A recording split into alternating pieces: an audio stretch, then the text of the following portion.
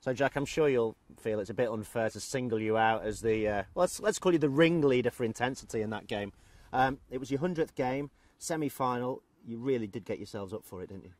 We did. I think there was a lot of things in the past that was hanging over us over obviously the final last year, and a couple of years ago the semi-final they played at ours, where they just took it to us and they kind of bullied us and beat us there. So I think we knew it was going to be a massive challenge. We knew we had to be really good and really intense in that game, and from the kickoff, it was definitely a vibe, and you could see the guys were really up for it. And yeah, I think it was a really good game.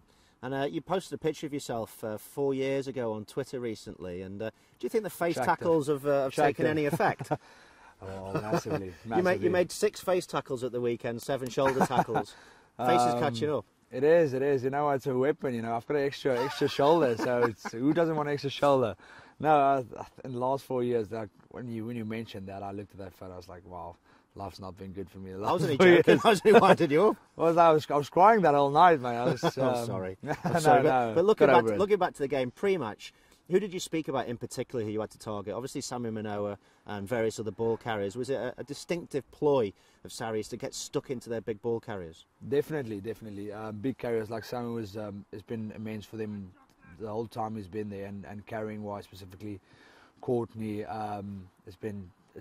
gets them go forward or hits the guys really hard. It's very physical, and set pieces, scrums, lineouts, everything. That's where they set their base, and their backs have been really good this year. There's literally a lot of things that we had to look at. They were top of the log for a reason. We knew that if we wanted to beat them, we had to be on the top of our game. And we didn't play as much with the ball. I don't think we played much. We kind of just kicked and chased really hard and just kind of strangled them at the end. And we made sure physicality was a big talk throughout the week, because previously we haven't rocked up against them, and they've just kind of taken control of the game. And specifically this weekend past, I think we were really up for it. And every time the boys were licking their lips every time they had the ball, and we just wanted to go out there and smash them.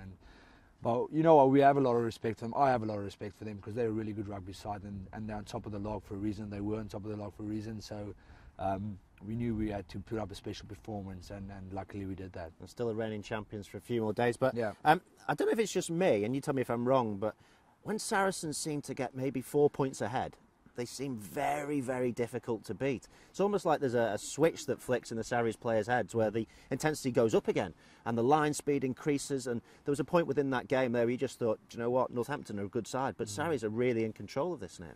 It was. I don't know what it is. You know, I don't know if it's a mental thing or whatever, but it's. I think it comes with belief. I think throughout this year, I think Owen put his finger on it. Throughout this year, it's not been all our way. It's been up, down. We've lost big games. We've won big games. We've not played as well as we wanted to at some times, and then at other times we've played really well. So it's been a bit of a mixed bag. We've had to fight towards the end to get in this position, and I think